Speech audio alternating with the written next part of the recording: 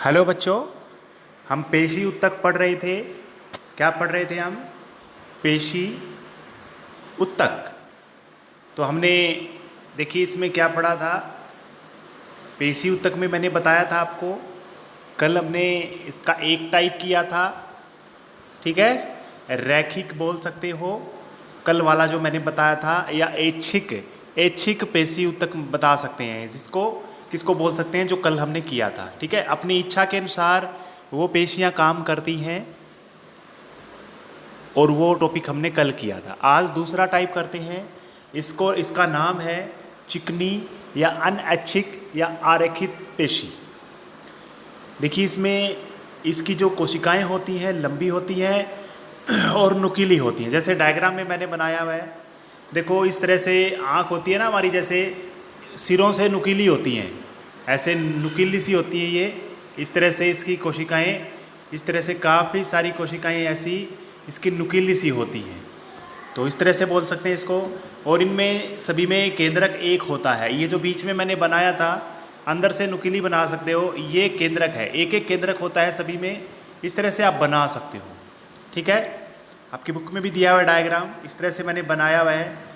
तो इसमें सभी में एक एक क्या दिया हुआ है, एक एक सभी में डायग्राम बनाया हुआ है। देखिए एक केंद्रिका होती है इसके अंदर, और ये कहाँ पाई जाती हैं, जैसे आँख की पलक है, मूत्रवाहिनी है, फेफड़ों में, आहार नली में, जो रक्त नलिका होती है जिसमें से रक्त बहता है हमारे शरीर में, वहाँ पर भी ये मांसपेशियाँ पाई जाती हैं।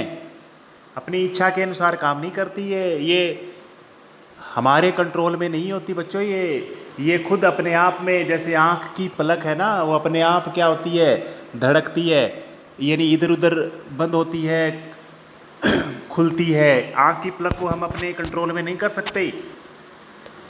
फेफड़ों के अंदर भी कह सकते हैं, मूत्रवाहिनी में भी कह सकते हैं। तो यानी ये सी चीज़ें कौन सी किस में होती है, इसमें मैंने आपको मेंशन कर दिया है।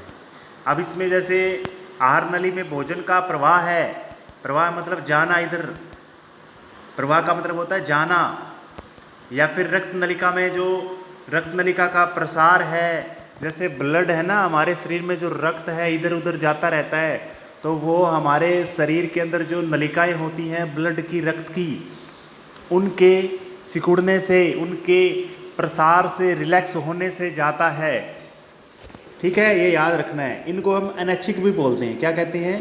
ये सारी अनैच्छिक क्रियाएं हैं, और जितनी अनैच्छिक क्रिया इसमें लिखा हुआ, मेंशन किया हुआ मैंने, ये जो बताया है, इनके अंदर सभी में चिकनी या फिर आरेखित पेशी होती है।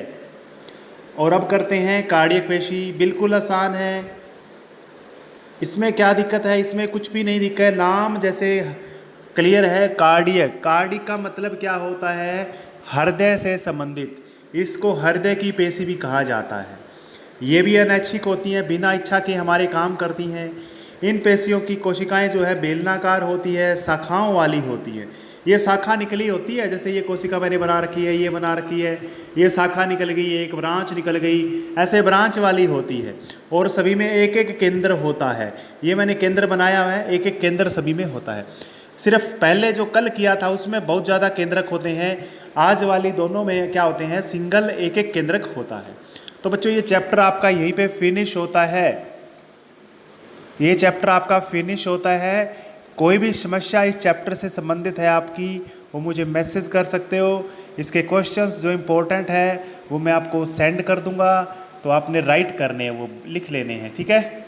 और जो मैंने इस थ्योरी में आपके जो चैप्टर कंसेप्ट क्लियर हो चुके हैं वो मत लिखना चाहिए। इतना ही करेंगे आज। Thank you.